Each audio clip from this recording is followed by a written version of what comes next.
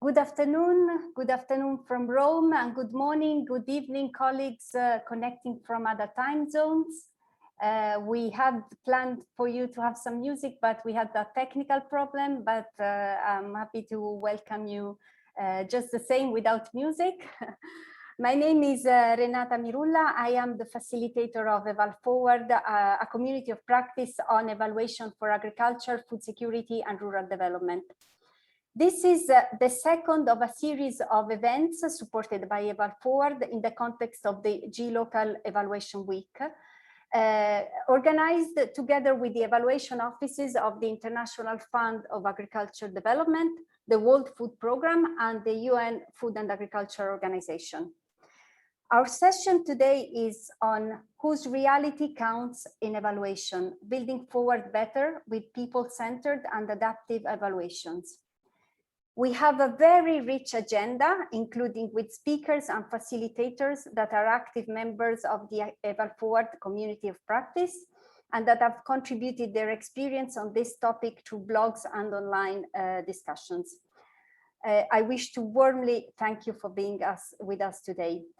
Let me walk you through the agenda of these 90 minutes we will pass together. We will have opening remarks by the director of the Independent Office of Evaluation of IFAD, Mr. Indra Naidoo.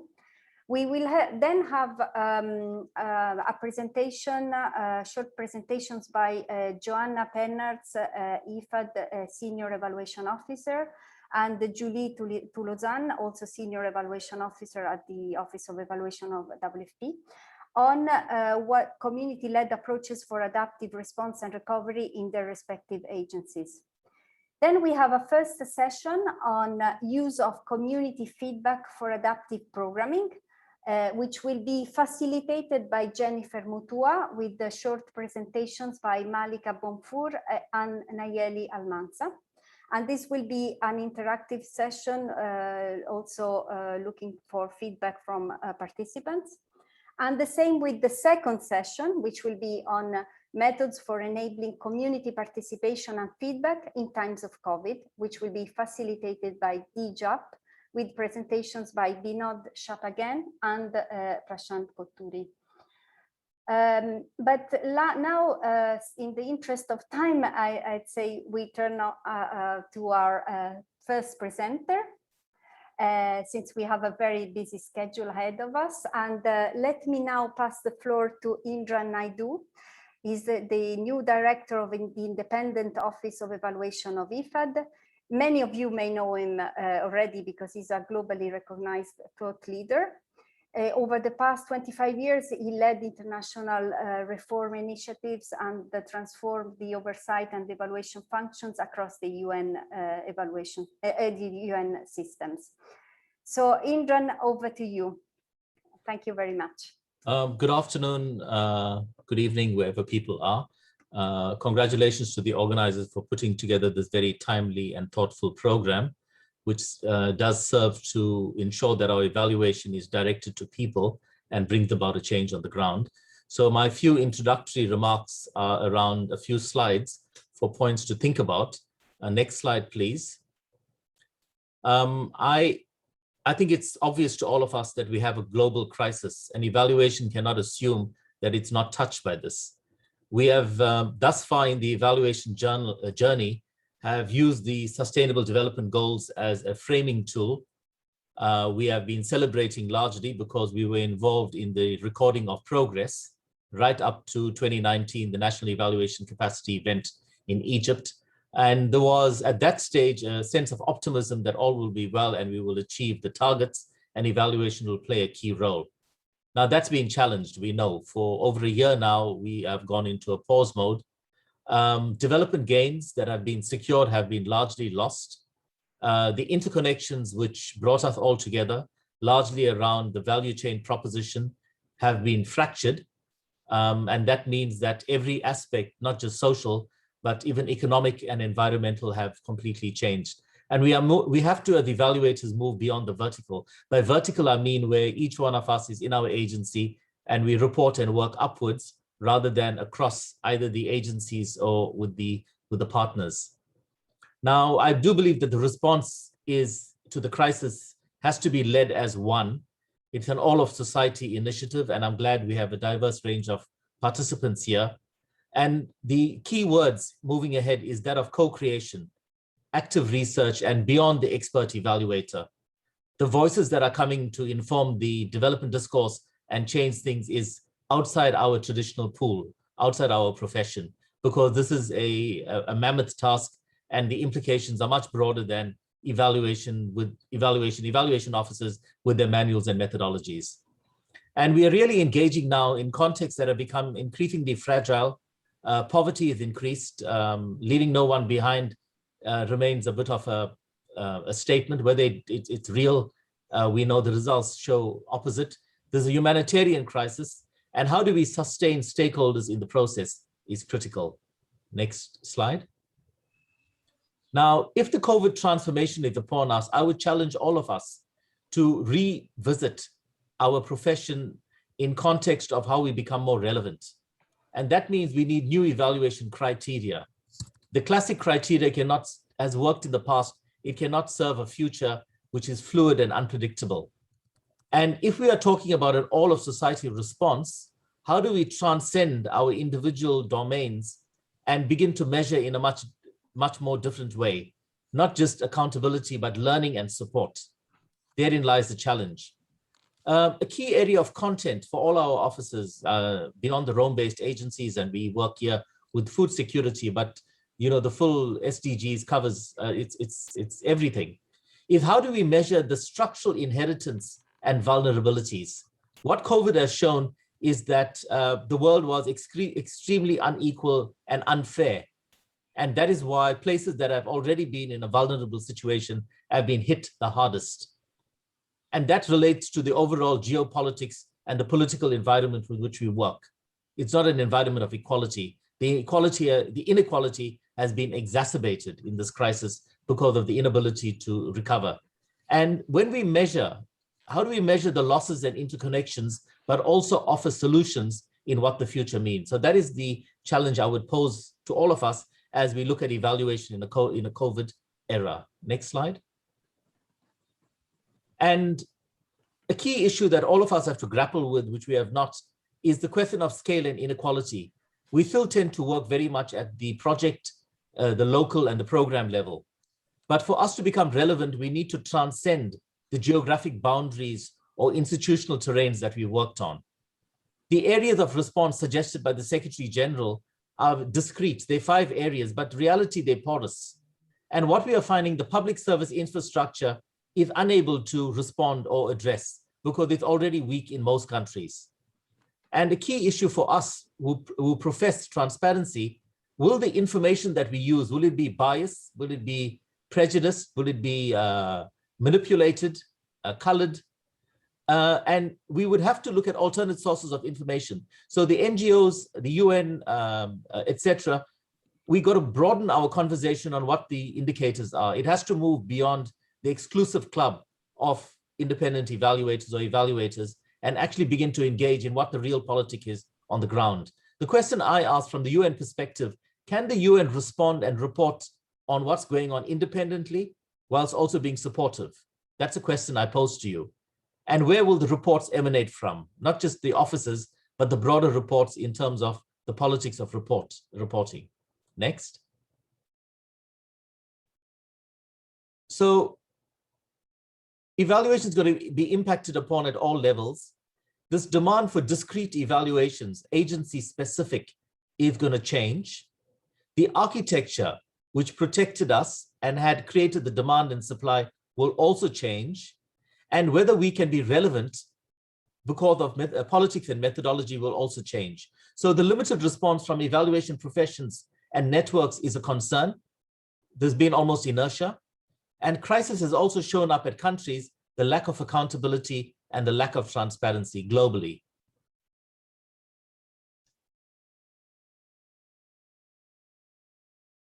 And with those few points, I place these on the agenda for you to consider as you go through what I believe is a very exciting week.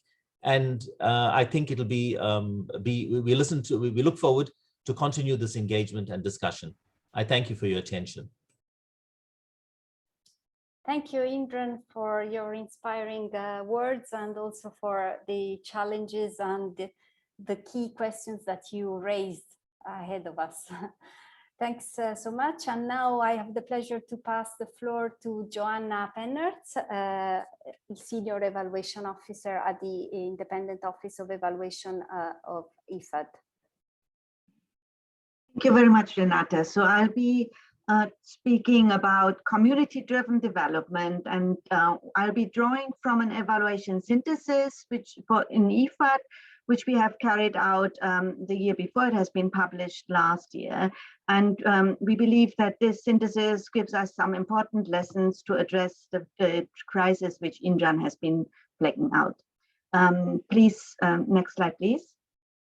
So community-driven development has a long history in IFAD, more than 40 years, and the majority of IFAD's approaches have been community-led or community-driven in one way or the others. Because there was quite a range of approaches taken, we thought it's useful to start with the taxonomy of the approaches, which are typically going from what you see on the right hand, consultation up to a deeper level of participation, which is empowering and hands over the decision making to communities.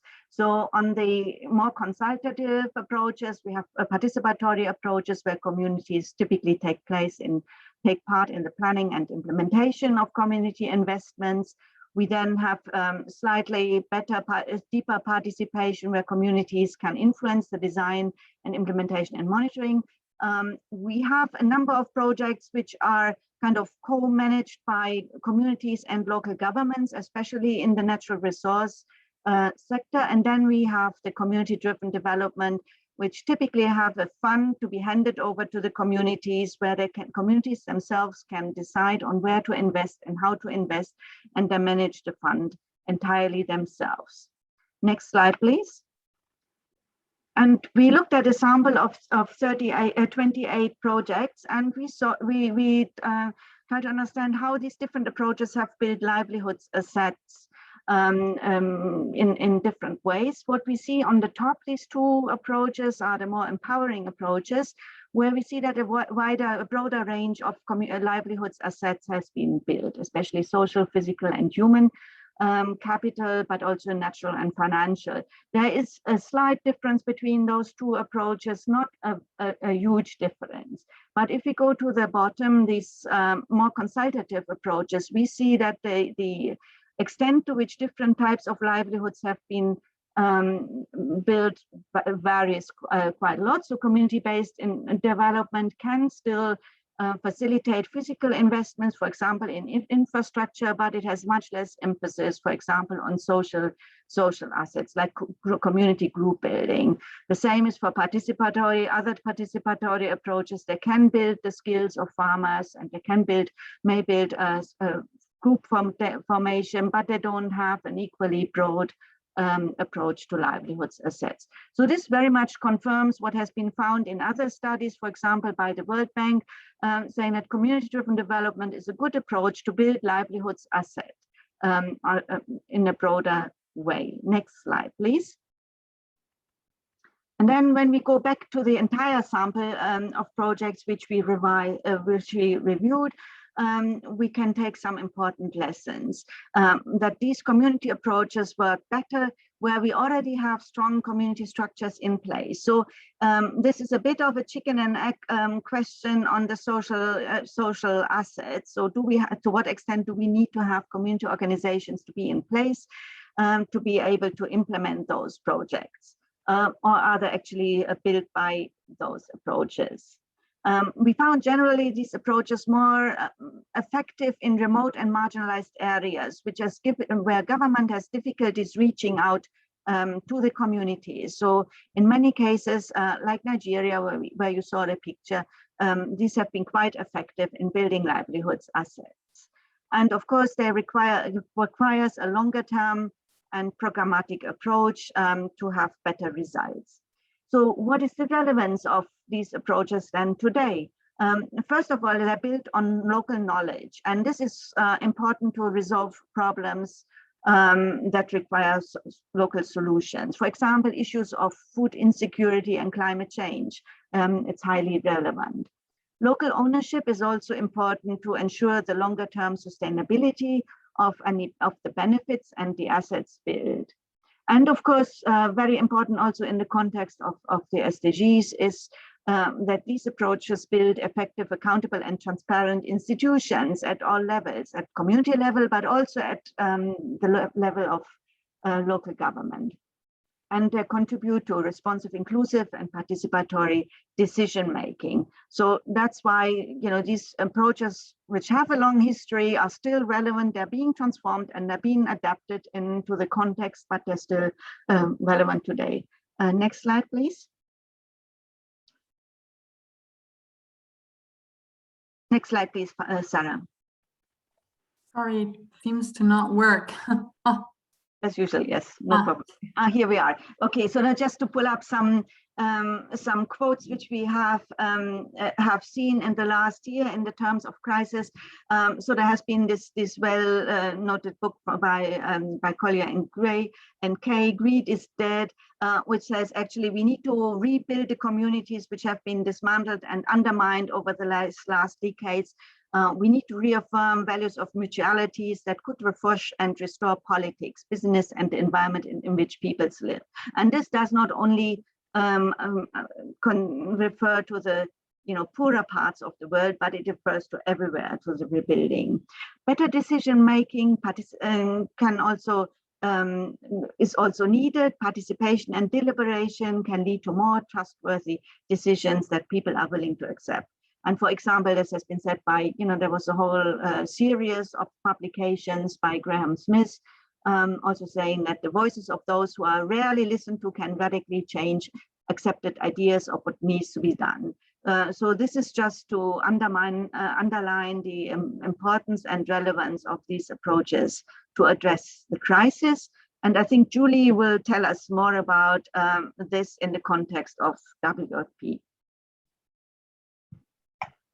Thanks, Joanna, for giving us this perspective from IFAD. And now I hand over to Julie Tolosane, Senior Evaluation Officer, who will give us the perspective from the World Food Programme and the Evaluation Office. Julie. Thank you, Renata, and good morning, good afternoon to everyone. I'd like to briefly come back on why community engagement is important, what it means for WFP, and the key challenges that we all face. We all agree that communities, including the most marginalized groups, must be involved in making the decisions that affect them directly, including the shaping of programs as well as the evaluations of this program. So this is the fundamental premise of the participatory model, which should apply in all contexts, whether development or humanitarian. So that contributes not only to safeguard the dignity of the people we serve, but also promote their own capacity to identify sustainable solutions that are sensitive and responsive to their own culture, as opposed to maintaining them in a passive role of recipient.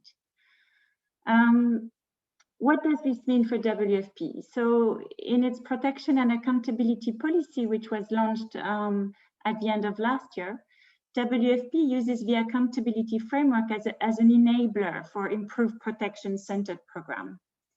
Involving communities in decision-making is a fundamental principle, basically, for good programming.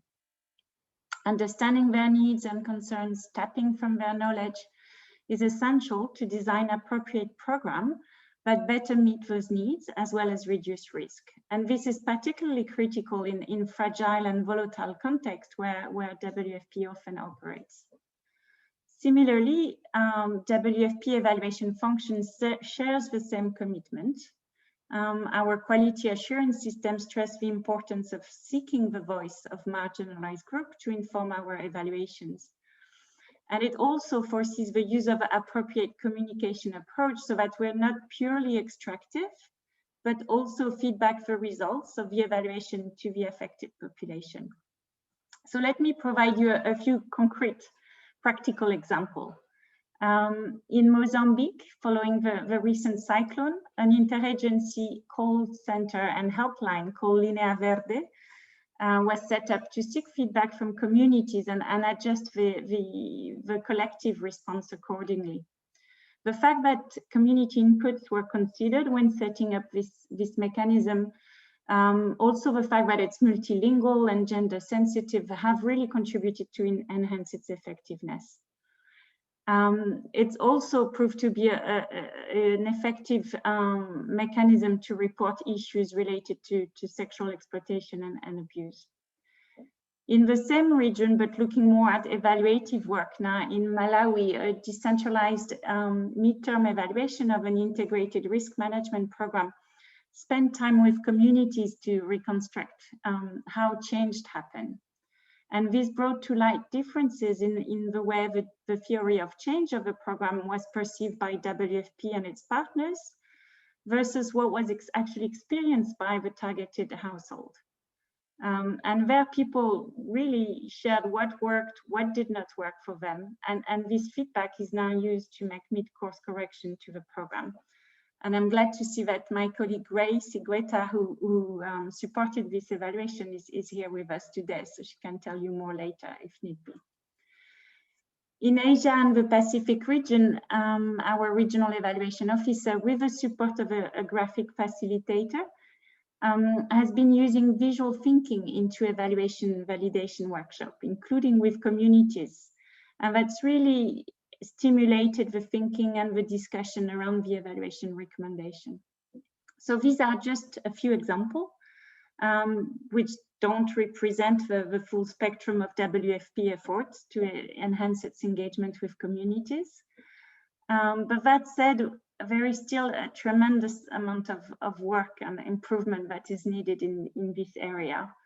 And major challenges that we need to overcome when seeking the perspective of affected population. First, I should say we're struggling at times identifying who are the most marginalized group. As we know, worst off people are not just one homogeneous group. And we often lack a sound context analysis that would help us understanding the multiple parameters influencing food security, gender, age, disability, to name a few. They're also not organized in a formal way with a representative able to speak in their names. Engaging with people from multiple groups also requires time and resources, which often are stretched. So how do we prioritize among those many different groups when we have evaluations team, spending 3 weeks on the ground, basically? So from that perspective, I do think that decentralized evaluations that are closer to the program implementers are better placed. They can certainly draw from their deeper knowledge of the context. Similarly, impact evaluations, which unfold over several years, offer a greater opportunity to seek people's perspective in a more granular and continuous way over time. And then finally, even where the marginalized group are clearly identified, there can be multiple factors hindering access to them: conflict, floods, to name a few. And on top of it, the COVID-19 pandemic brought a new set of movement restrictions, forcing us to revisit the way the programs are delivered, but also the way evaluations are carried out. So in practice, how can we overcome those challenges and do more to learn from communities and change things for the better? So this is really what we'll hear from now the next panelist. And with this, I will hand over to Renata. Thanks, Julie, and thanks, Joanna. In the interest of time, I'll just go quickly to our poll, the first poll, to understand also the level of engagement of all of you with communities. So that is also helpful for our next sessions. So can you please vote in this poll if does your work involve direct and mediated contact with communities, so that we understand. And I'll ask Angelo to display the results.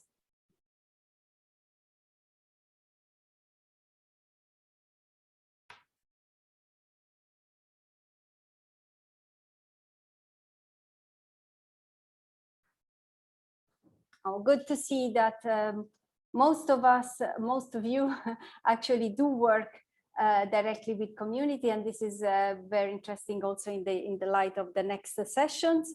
So I'll now introduce you to the first of our sessions, which will be on use of community feedback for adaptive programming, and it will be facilitated by Jennifer Mutua.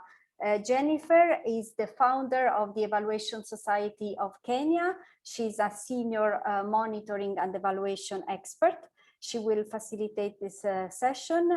We'll have 2 short presentations, but I'll leave it to her. I just wanted to say that we have also Sarah here, and she will take notes of all your inputs posted through the chat box and comments as we go along through the 2 sessions. So please feel free to post your comments, your inputs, your questions in the chat box. Over to you, Jennifer.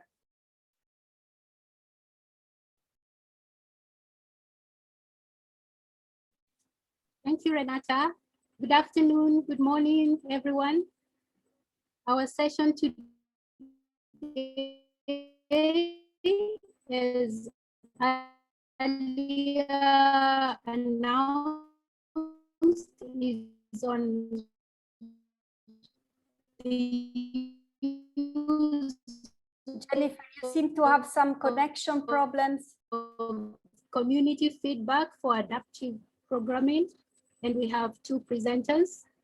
One, we have of the agricultural women in development. Can you hear me? I'm sorry about that. Can you hear me? Hello? Your voices comes and goes. Sorry about that. Please try to go ahead, Jennifer. Sorry about that.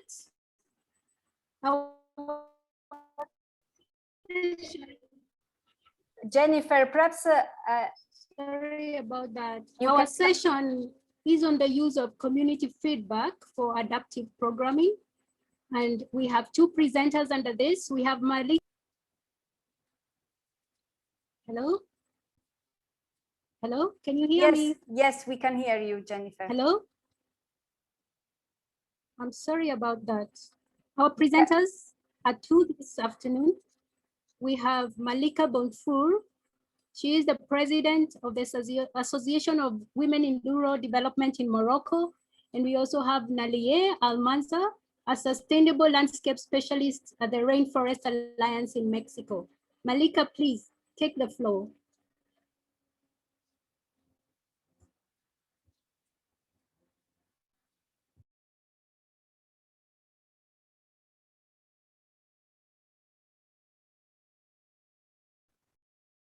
Good evening, everyone. Malika? Happy to, yeah, I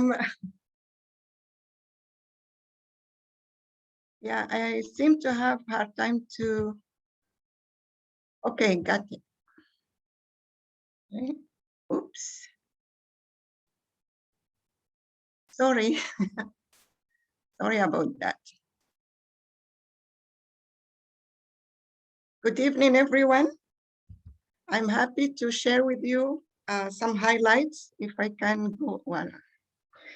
I'm happy to be with you and honored to share with you some highlights from the rapid evaluation of COVID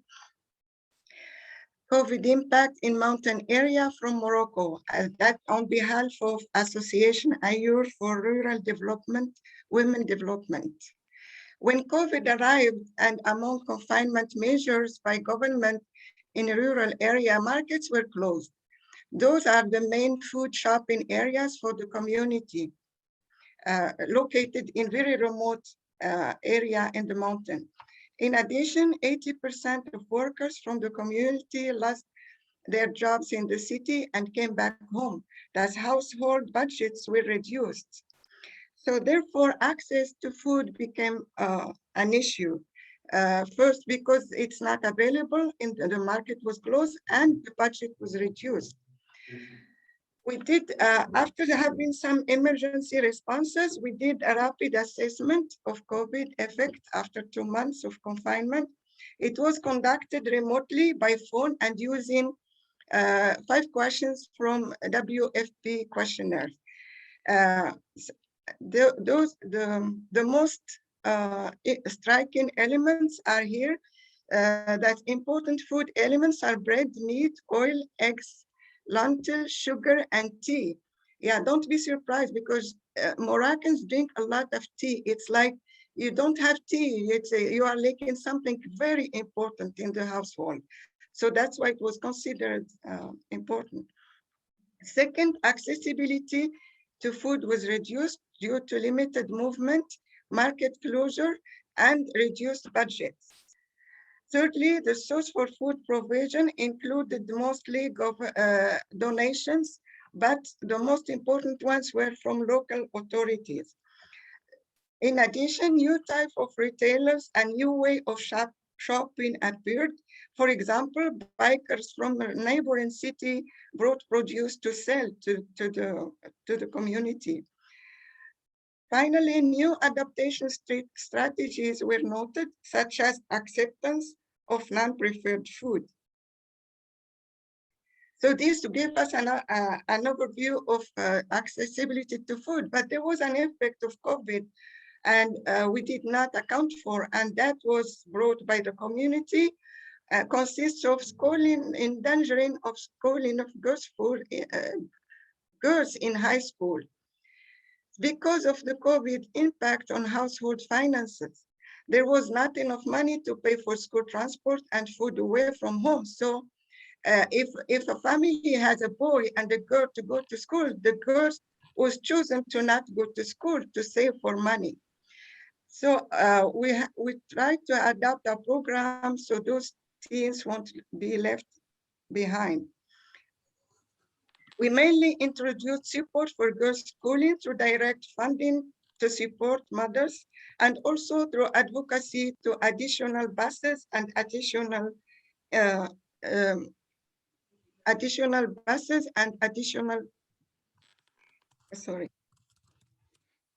so to facilitate additional doors and additional buses, because those girls go to those high schools that are located 15, 20 kilometers from home.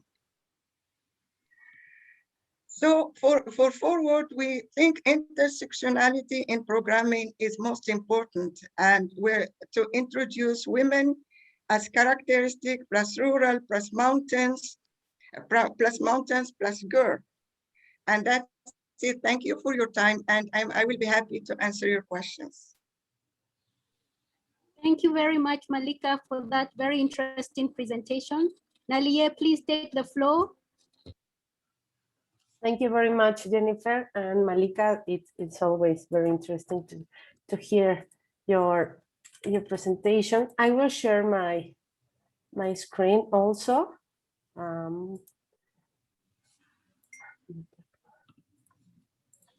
So can you tell me if you can see my PowerPoint, my slide? Yes? Okay, thank you very much. Yes, I am currently working in the Rainforest Alliance organization in Mexico. But last year I was performing as a consultant in the International Organizations for Migration in Mexico. So I want to talk to you about some rapid assessments that we developed in the south border of Mexico in order to identify what were the impacts of the sanitary emergency over the migrant population. So I delimited five main steps for this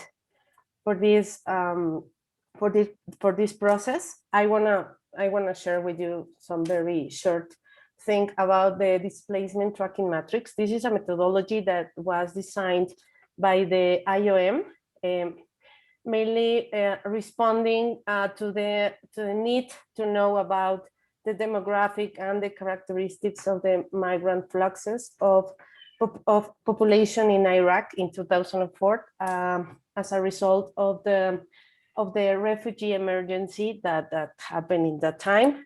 So they developed this methodology in order to get to know better how the population was behaving.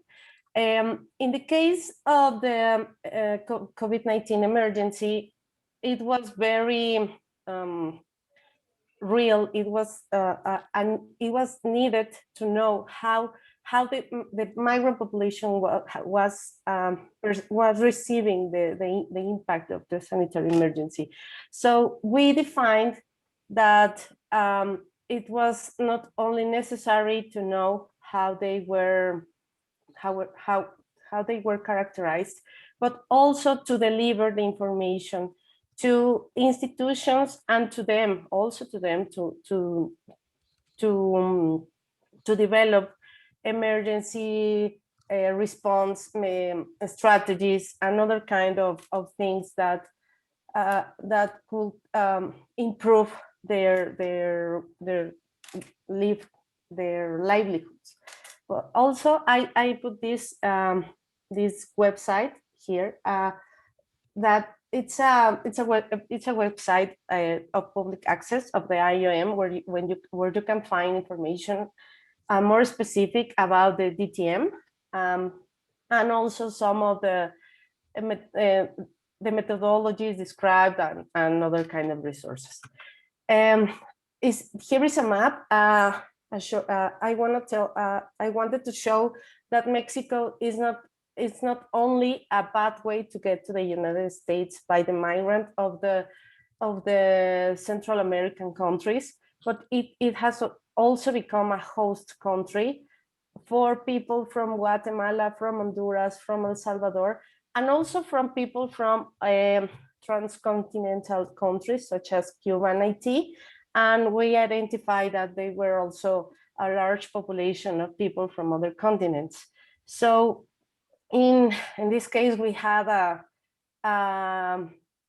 very large population of migrant people settled here in Tabasco and Chiapas, and we started to identify that there was a need for when all the institutions were closed, when everyone was in their homes, how was this affecting these people that they needed constant flux of money, constant immediate works, immediate jobs, immediate assistance.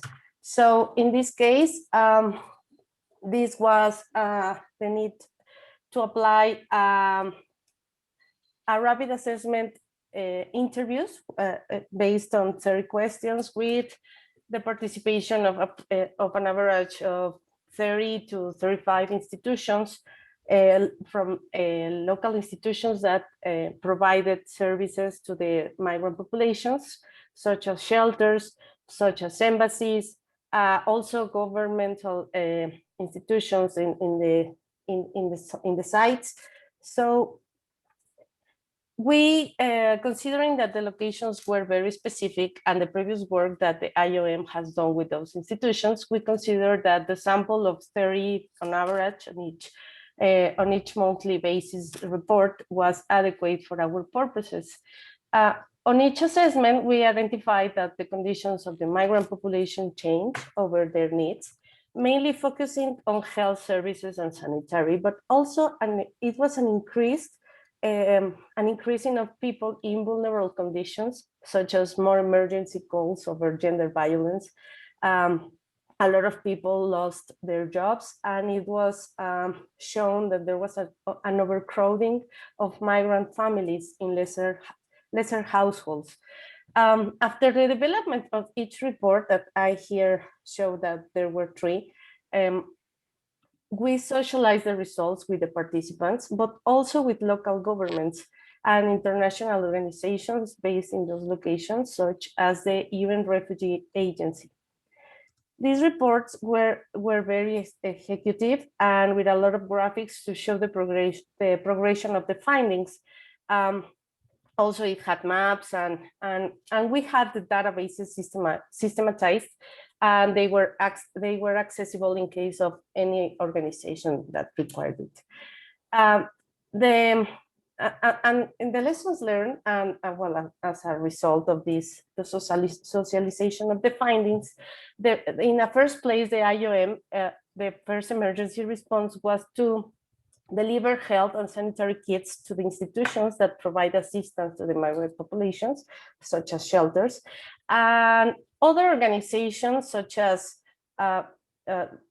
Medics Without Frontiers, designed strategies such as establishment of medical tents outside of some shelters, and other institutions incorporated new services to the assistance of to their assistance capacities to include services that they weren't delivering before, like clothing and food and other things. We identified that lesson learned was that the implementation of rapid assessments needs to be in an adaptative, with an adaptative methodology such as the DTM, that it has a general pool of questions that you can consult, but also a general guideline to use for its implementation. We consider that it is very important to retrieve the results, not only to the participant institutions, but to the main stakeholders and to in this case, to the representatives of the migrant community in the targeted regions in a prompt manner. This can assure them and us that the information is current, is confident, and finally that it is formal.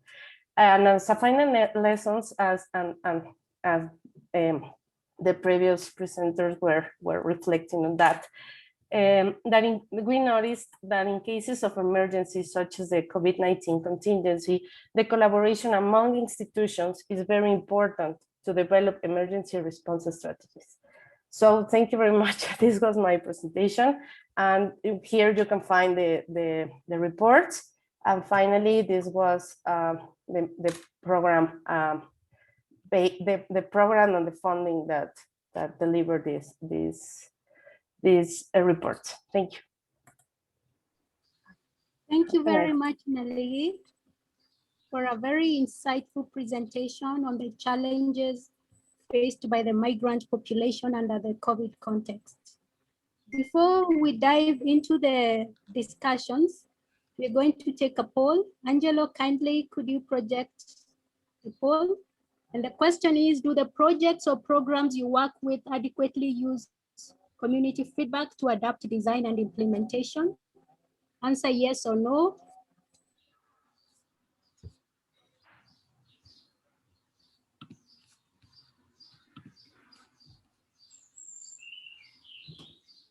Angelo, you can give us the results.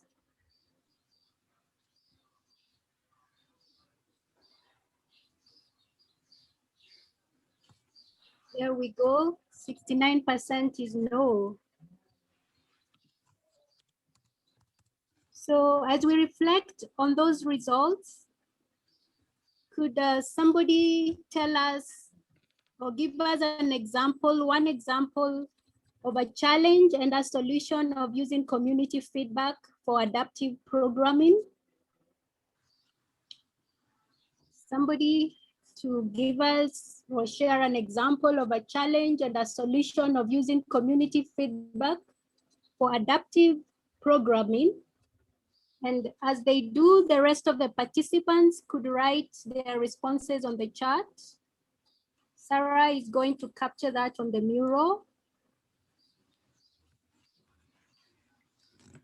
Anybody?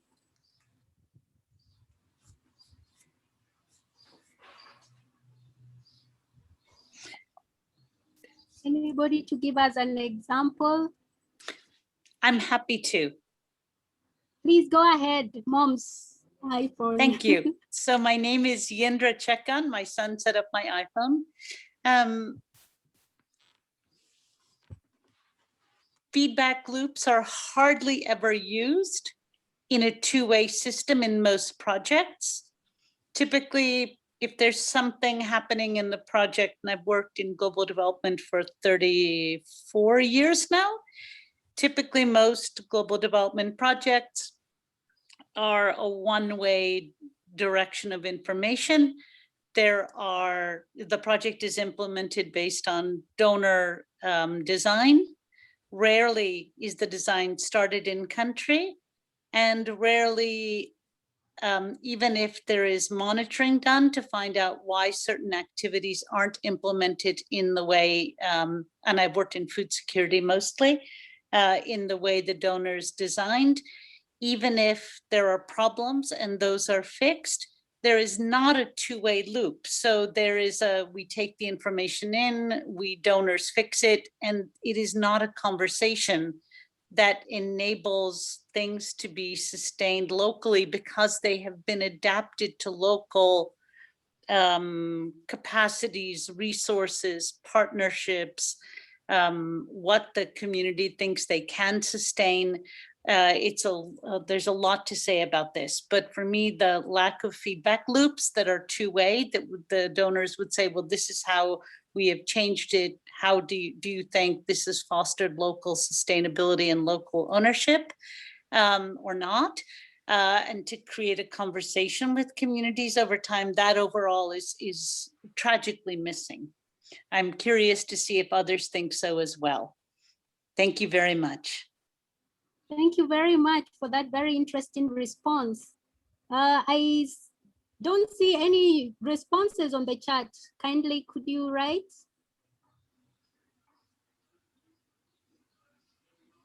Could you kindly, participants, put your comments, your questions on your experiences with community feedback? If not, right now you could still go ahead. Sarah will capture that.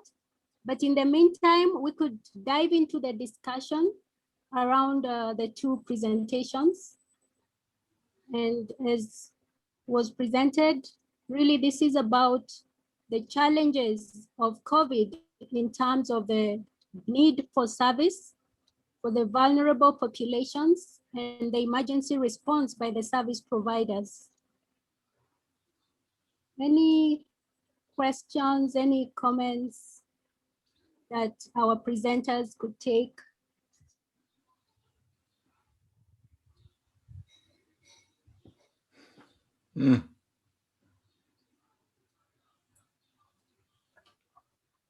Well, if you're okay, I can share you the specific website access for the reports in case you want to read them or see how they were structured in order for how we deliver the information for the migrant population and also for the institutions that try to develop strategies for the emergency. This is one. Thank you, Nayeli. As you do that, I see a response from Jim Rue, and he says that my experience are very similar to what Indra just explained, especially for UN agencies and INGOs where decision-making and program design are done far from the communities. Good comment. Go ahead, Nayeli. Yes, I am searching the.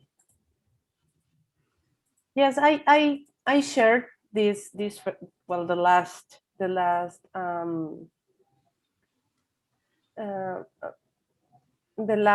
report. So I guess that that you can find this one as that showed the progression of the impacts and how we managed how we manage the information from the interviews and how we systematize it and how we convert it to very specific results and very specific points.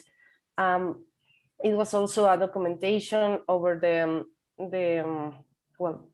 reality, over the news, the papers, what were they saying, and a documentative investigation of each site in order to complement the findings. So yes, I am sharing with you the reports in English. So just let me find them. Nayeli, perhaps in the interest of time, we could share that with the participants after the event. But in Okay. the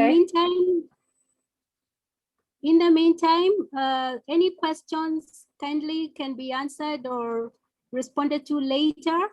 And now I want to give the floor back to Renata, because we have lost quite some time with our technology challenges.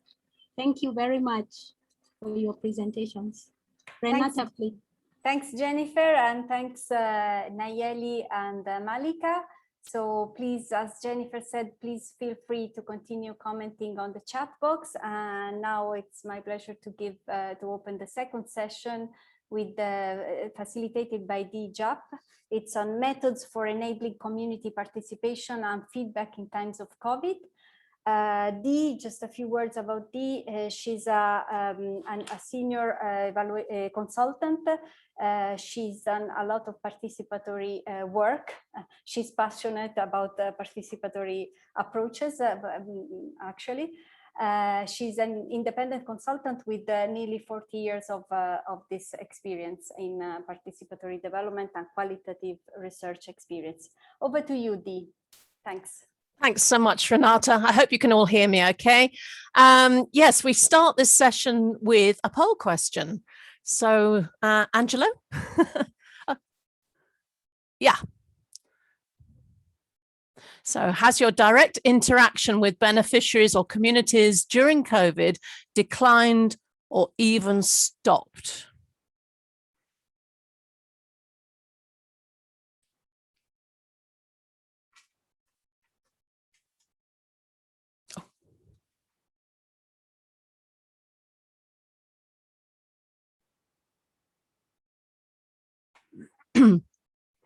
A few seconds. Right, so overwhelmingly declined and or stopped. And this is really the challenge that we're trying to think about in this session. So thank you for that. That's really interesting. So we have two very interesting speakers in this section. If we can have the slide to introduce them. The first is exciting. Who is it? There we go. It's Binod Chapagan. I've only recently met Binod, but feel I've known him for a very long time as we follow similar journeys in participatory development inspired by Robert Chambers. And so we talk the same language. Binod has a vast experience in leading program evaluations covering a wide spectrum of topics.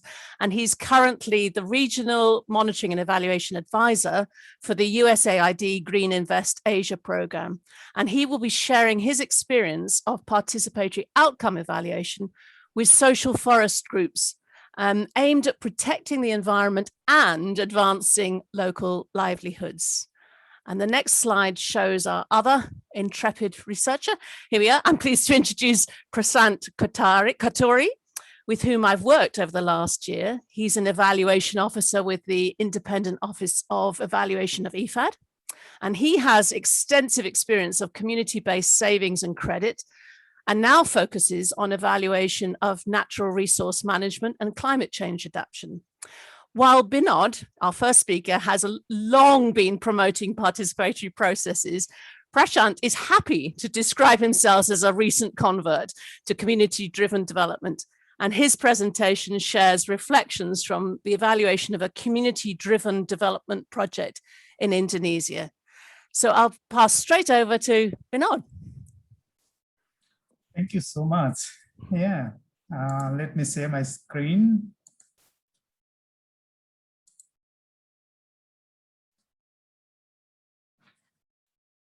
Great, hope it works. Good, yeah, thank you. Hi, good morning, good afternoon, good evening, everyone. Thank you, Dee, for interesting introduction. I'll be sharing my experience on outcome evaluation that I conducted in two Southeast Asian countries, Cambodia and Myanmar. You can see them here. We were interested in the outcome of the social forestry processes, basically changes in the forest resources itself, and the contribution of forest resources to the livelihoods of local people, particularly on women and children and other groups. we had various options to conduct the outcome evaluation. We could hire the external evaluators and collect information, or we could ask forest rangers to conduct forest inventory, or we could hand over this stake to the local people. I'm bringing the chambers terms here, proper chambers. It basically means allowing local people to document their outcome. Ultimately, this is the question of whose reality counts in evaluation, right? This is the theme of the conference. We finally decided to go with the third option, together with, like the decision was taken together with the forest department and local people in consultation with them. Before we designed the evaluation tool, we consulted with the forest department people and the local people and asked one question, basically what they were interested in, what outcome did they want to document, in the outcome evaluation process. And this is what I got from the forest department people. Like you can see these maps and can, interpret them yourself. Changes in forest cover or forest boundary or forest stock and its government tax for sure.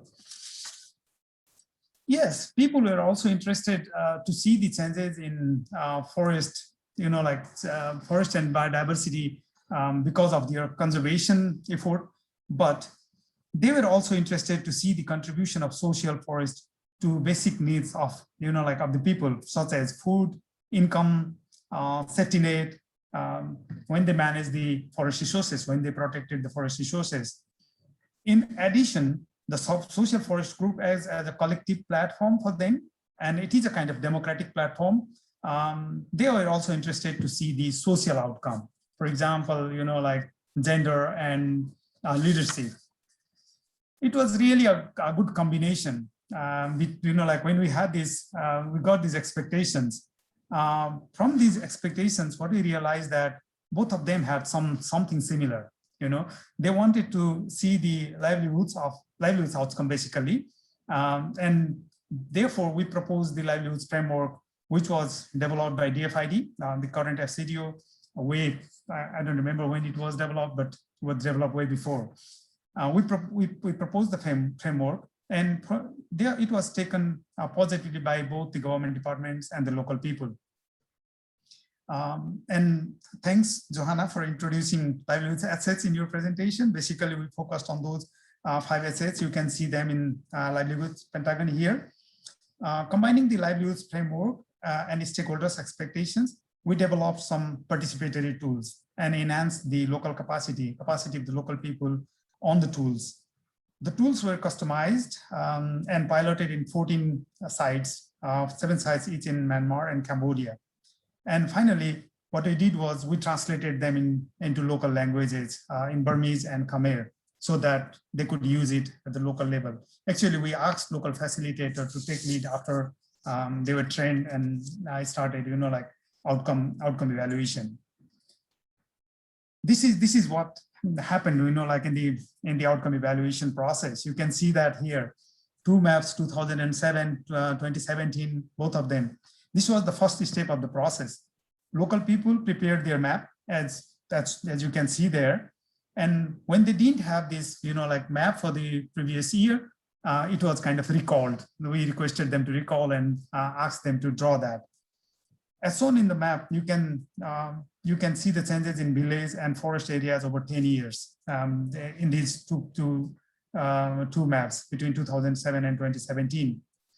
Like they had a few houses here. You can see only a few houses here. There they have a lot of new houses, big houses, like after 10 years. You can also see the changes in resources here. Like you hardly see any trees, but here you can see a lot of trees, a lot of greeneries after that. On top of that, there are some big houses, schools, and temple, and some other there, even a health facility in the village. That was quite interesting when we visited the site. And at the second step, the local people updated the village data using the name of the household head. For example, you can see that here. They have got name of household head here, and then they have got a lot of information after that. Basically, they use for example, demographic data, the number of family members, male, female, total, school-going children, out-of-school children, families accessing to timber, migrant family members, so on and so forth from that. They also collected information of the families who were accessing, for example, timber and non-timber forest products from the area, from the social forest. Also, we were harvesting food, fruits and vegetables from the forest area. That was really interesting. And they asked individual families to keep a record of their income from the sale of the products that they harvested from the social forest to understand the income from the whole processes. In addition, they conducted focus group discussion to understand the social outcome, for example, gender and leadership and so on. In third step, you can see that here, basically the local leaders, they organize the information that they received from various sources, the social map, focus group discussion, like from the income accounting and so on and so forth. Actually, they aggregated that all together in one place. And what they did after that was they invited a meeting of the community people. It was the step 4, and presented it back to the community people there.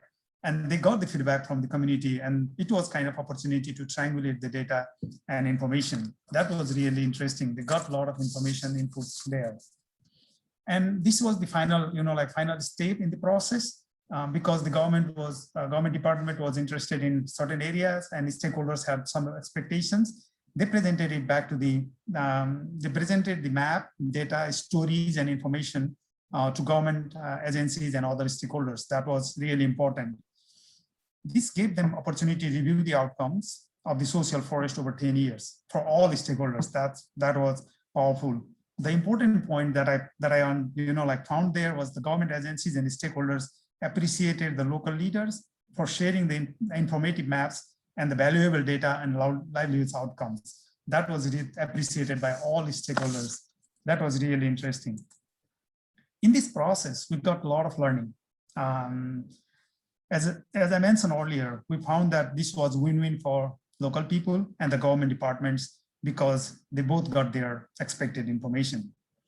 The local people who were trained on participatory tools could continue outcome assessment in COVID-19 context. Actually, when we were restricted to go out, they were still continuing the activities until they had some community level infections. However, we all know that participatory evaluations have their limitations. The maps are not perfect and they are not really in scale, although they give highly valuable information. Probably these maps can be blended with the technology. For example, I'm interested to blend them with the GIS and see the comparative picture. In addition, it is time consuming. We all know that. I think with this, I stop here, and I would like to thank the Center for People and Forest. And if someone is there from SDC funded for this project, and the Center for People and Forest provided me the platform. Thank you so much. Over to Dean. Thank you so much. And we'll go straight over to Prashant. Thank you, Vinod.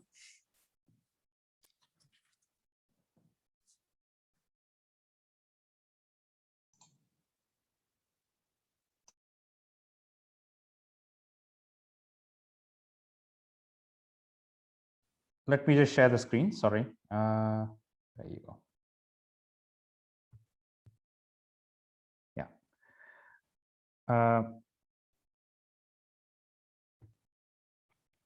So good morning, good afternoon, good evening to everyone. I want to share my experience for evaluation that I did. The project was a community-driven development project in the Papua and West Papua provinces of Indonesia. For those of you who are wondering, where exactly these provinces are, they are the easternmost provinces of Indonesia. And they're characterized by heavy concentration of indigenous populations there. So there are like hundreds of indigenous groups which reside in those two provinces. Now we undertook this evaluation in the period of when we were at the peak of this. We started this evaluation during May, June 2020 when COVID was at its peak. And a lot of cases were concentrated in the Jakarta area where our national consultants were based. So while we had to undertake the evaluation in Papua and West Papua, so we had a duty of care to national consultants, and we had a duty of care towards the indigenous groups which reside in these islands. So both of them are quite, we didn't want to expose them unnecessarily to the risk of, contracting COVID. So we decided to go with a remote interviewing strategy. However, Papua and West Papua are very remote, and there is a lack of mobile coverage. So, it is also quite difficult to ensure that, we could reach them in large numbers, let's just say, to the target groups and, interview them over phone. Now, when we decided on a remote interviewing strategy, we had three primary concerns. One was to ensure that we had a representation of voices from different sections of target groups. So different, say, women in the communities, different, people across the hierarchy, even within the indigenous communities. And the second was triangulate findings in a remote evaluation context. And third was to avoid biases in the interviewing process. Now, how did we go about doing this? We went about doing this by adopting what I call a vertical, sampling framework. You see, it's a CDD project. So the way it is structured is that there's communities at the bottom, first, at the village level. They are facilitated by a village facilitator for every few groups. For a few village facilitators, there's a district facilitator to support them. For a few district support facilitators, there is a regency facilitator to support them, all of them underneath. So we went about first selecting groups at the village level, at the community level, randomly. And then based on interviews with them, we would pick up these few important aspects and talking points, which we would then throw at the corresponding village facilitator. And the talking points from both of these would then be used to frame questions for the district facilitator. And the questions from these three would then be posed, the talking points from these three levels would then be posed to the regency facilitator. So what this ended up essentially doing was that we interviewed everyone along the vertical, one single facilitation chain. So we had about 8 facilitation chains which we had interviewed through this process, let's just say. I'll give you a few examples of what transpired out of this process. So 2 examples, let's just say, and what we inferred out of those findings. For example, one of the community, I don't know if I can't. Sorry. Hello. Yes. So yeah, for example, we put forward, the village, one of the village groups said, we put forward names to village facilitators, all families, friends, neighbors. They were interested because we said government will give us something. So we made up the group within hours. The village facilitator in that vertical chain said, I facilitated the receipt of 5 million Indonesian rupiah for each group from the local village fund. Well, the district facilitator told us a husband and a wife were put in the group together in a farming group, even though husband was a fisherman. This was to make up the group numbers. What does this tell us? One of the important findings from this chain of messages is that a lot of the groups were actually formed, due to supply side, push, if you will, and they were not formed out of genuine community-driven desire to, to drive change, if you will. So they were driven more by the pot of funds. You'll get access to it if you come into groups. Essentially, that is how it was driven, if you will. That is one finding that we got out of it. Let's look at a second example. We want help with marketing of sea cucumbers. We also want access to more capital to purchase baby sea cucumbers. This is what a community told us, community group. The village facilitator, the corresponding village facilitator told us, my job is to convince people to participate in a group so they can have better opportunities through the program. The district facilitator, the corresponding district facilitator said, we can't decide what the community needs. They must decide, and we need to encourage them to reach their highest potential. What we figured from this chain of communication, and there was much more of the accompanying text there, but from this entire conversation, what we figured was that there's a difference in the expectation, of different actors. For example, the target groups, the communities, were hoping that the facilitators would enable access to capital, to markets. They would link them to markets, to value chains, etc. While the facilitators saw their role as merely encouraging participation in the groups and make sure that they get access to government funds, if you will, and nothing beyond that. So there was this disconnect between the expected roles of each of the actors. So this was what we gathered out of it. Now, when it came to avoiding biases, the process started first with an informal call always to all the stakeholders that we interviewed. It started with an informal call to build rapport and build informality. What this would do is that this would avoid a sense of sponsorship bias, if you would. This call was also used as an opportunity to set an appointment for the actual interview, if you will, or actual conversation.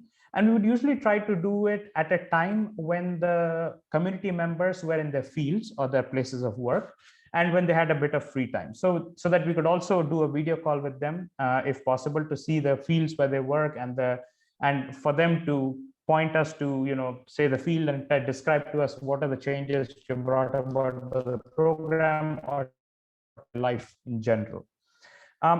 We always made sure that we used loudspeakers on the phone to involve others, especially when we're talking about family units or group members, so that we involve them in the discussion. And at that point, we also always use only the phones of the respondents and not of the facilitators to ensure that there's no bias in terms of answering. The last point was that the special emphasis was placed on interviewing female members of the groups or family units. In some cases where we didn't find it possible to interview them, we would try to interview them one-on-one, and you'll see a very nice picture on the side of one of our very capable national consultants interviewing a community member, a female member of a family unit on her experiences with the program. So I'll stop there, and thank you.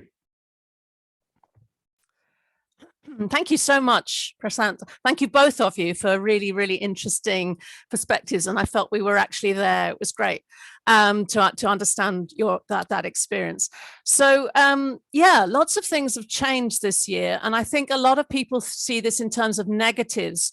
How are we going to adapt? How are we going to do it? It's always second best to do it by a telephone and so on. So what I'm going to do now is throw this open to a question to the audience for you to think about, rather than dwelling on how this is second best. Can we now look at it and say, actually, we can do things differently. There are some positives, there are some learnings from trying to adapt. And what are those? So I sort of ask you to just sort of quickly throw up some ideas in the chat box of, for the moment, forget about other questions, just think about what are the positives, what is the learning that we've got from being thrown in, given this challenge of working differently.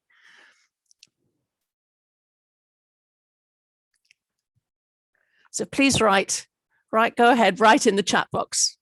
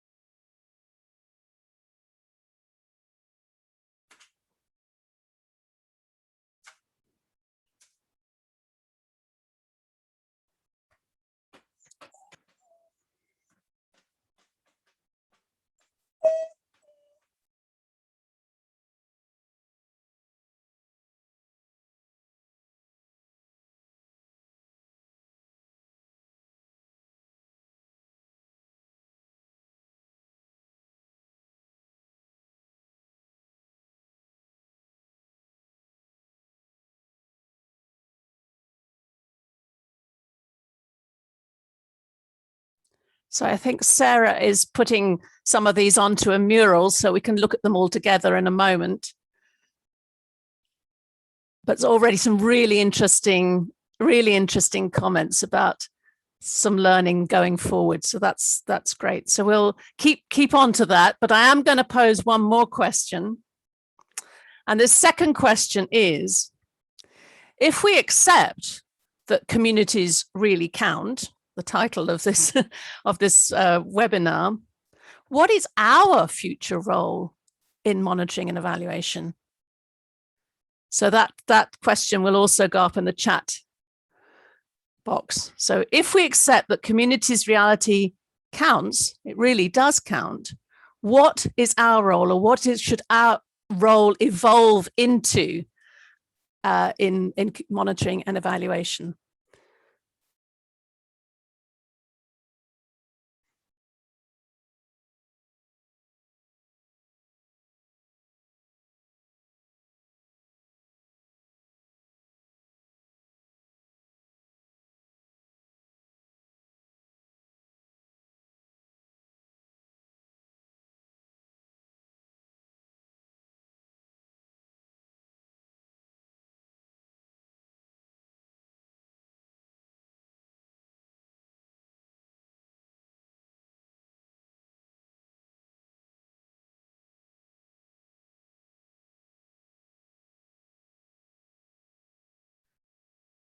So we're making Sarah work hard here.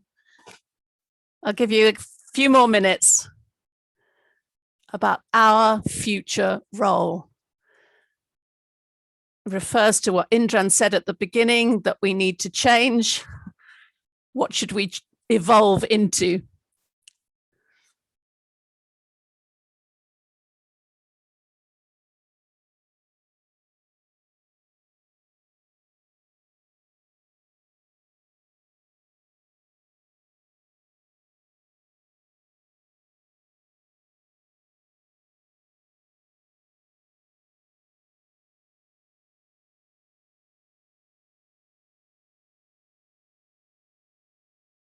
Okay, just one more minute and then we'll take a look at the first mural, if that's okay with you, Sarah.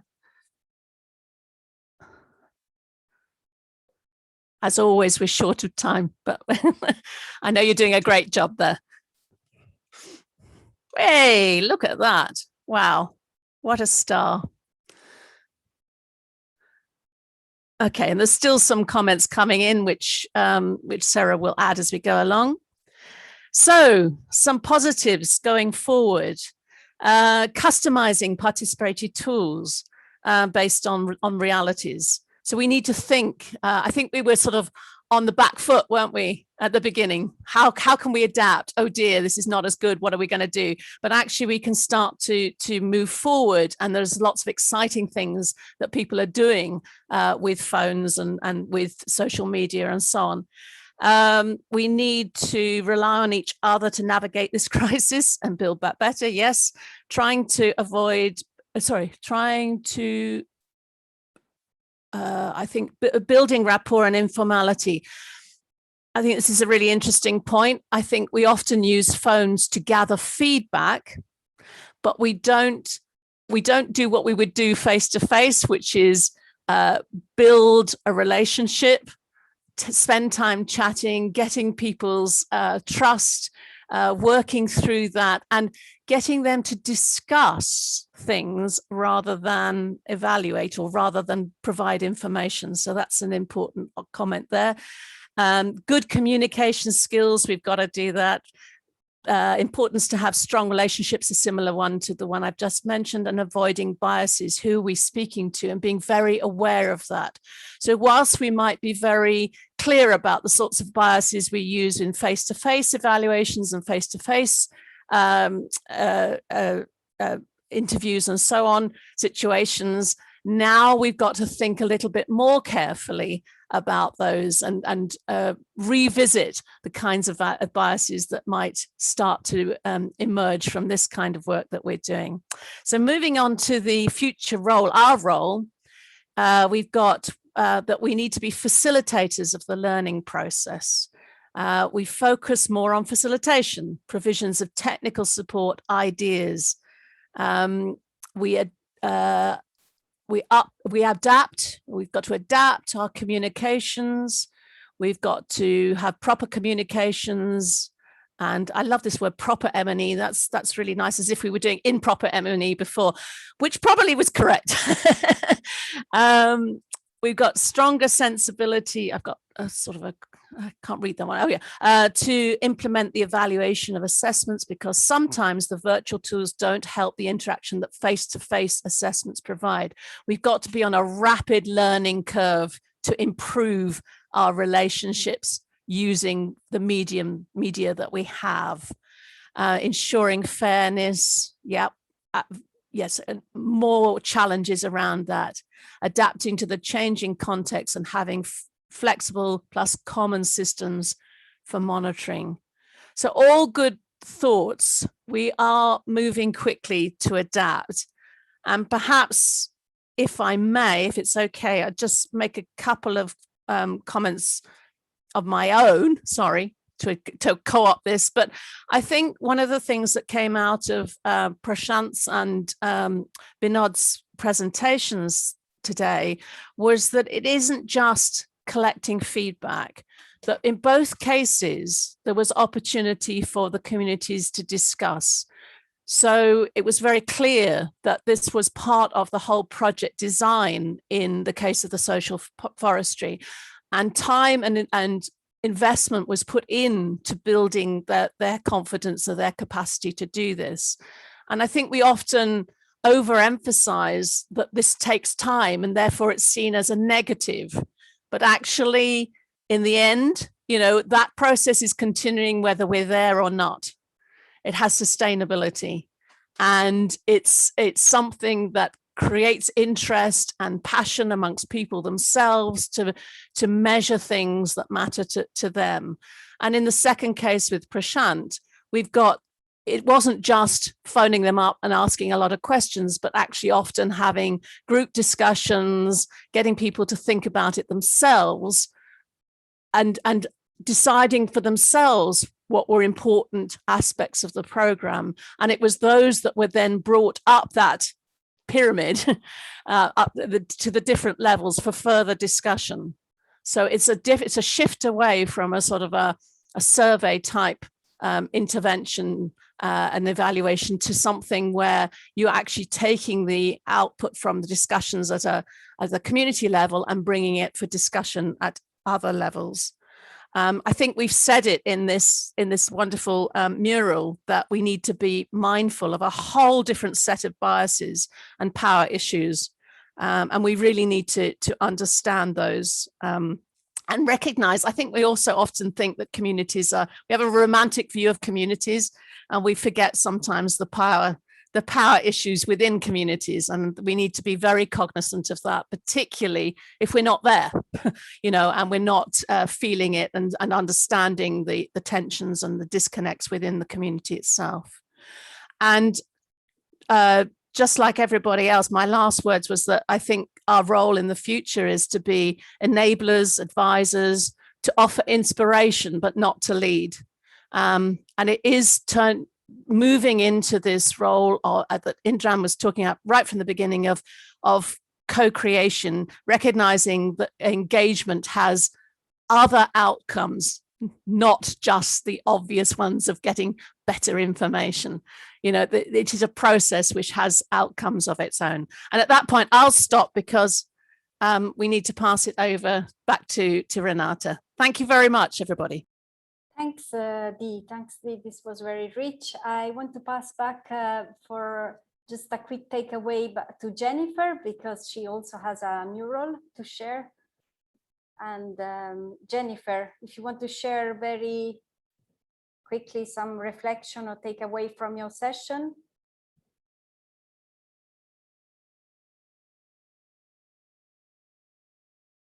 Jennifer, can you hear us?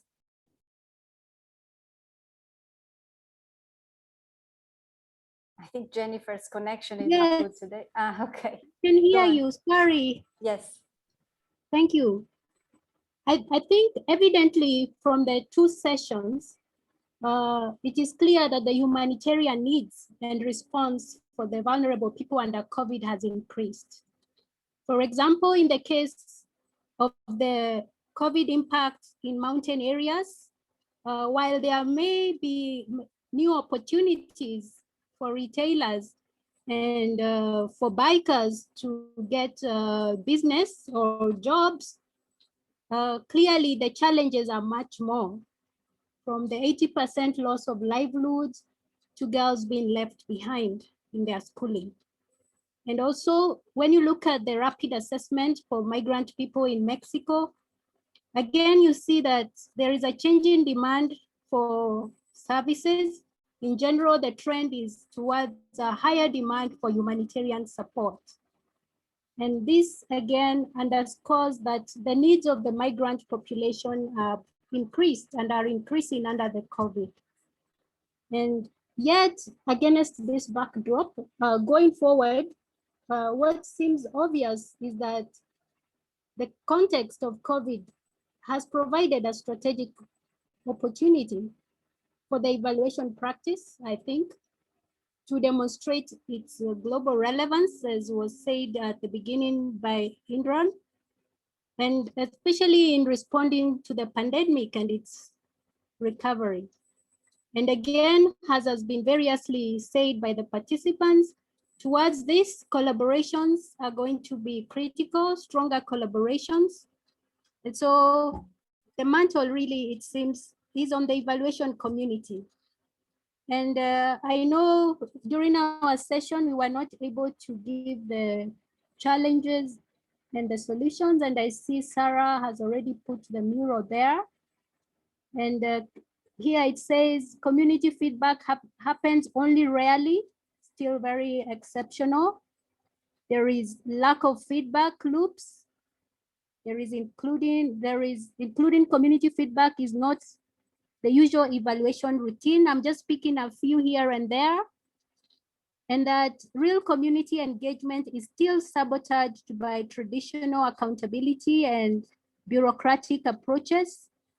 There is also lack of flexibility to adapt projects and questions. There's a question, on the assumption that national governments have the resources and capacities to take over. So clearly, the community has been left behind. It has been left behind, and the solutions that have been suggested could include communities and vulnerable groups in future project design. Again, adapt projects and programs, promote advocacy activities in local communities, and see community participation as a win-win. And yeah, with that sampling, again, for me, the big question would be, again, do the communities have the capacities? Have they been empowered, to be able to participate or to give feedback on adaptive programming? That is the question I think I would also want to leave to all of us. Thank you very much. Thank you, Jennifer. Thank you, Dee. We are reaching really the last minute. I don't know if Indra wants to give his final words to this session. No, yes, thank you very much. It's been an extremely rich discussion. I've learned a lot personally, and I'm sure all the participants have. This is only the trigger for further conversations because we haven't resolved the matters here. And what it really has shown that the issues are much more complex for evaluators now, working in a context of COVID with so many unpredictables. And none of us have the answers. So I think the more we can bring together our collective wisdom, it'll help. I like the comments online. I agree with them. There has to be some conversation about the attention we give to accountability, learning, and support. What is the proportion of that given the COVID crisis? We cannot continue as business as usual and expect to produce results when everything else is sort of falling apart. We have to take a pause, allow us the space to recover and then move ahead. But thank you so much, Renata, and to the colleagues for facilitation. If I've not thanked you, this has really worked well. It's a very rich experience and we will take it forward. Thank you to all of you. Thank you to all, and see you at the next EvalForward sessions and initiatives. And as Indra said, we will continue this discussion. Thank you all. Thank you. Bye-bye. Bye.